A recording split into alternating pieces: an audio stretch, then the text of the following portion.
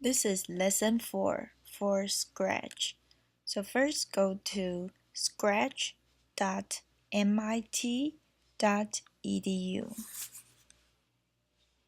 and then click Tips and scroll down and click Make Music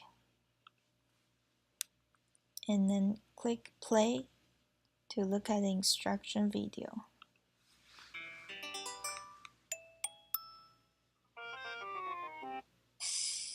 You can use Scratch to make music. Start by picking an instrument. Then choose a sound. Now, make it interactive by triggering it with a key. Create a melody by snapping together play sound blocks.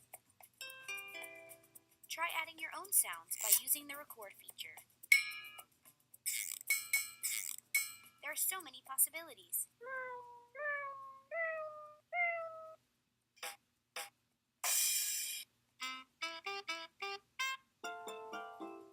To get started, go to the Tips window and find the Make Music tutorial.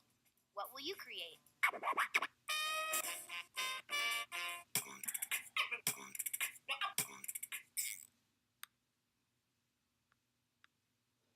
And press this click here to start and follow the instruction to build the project.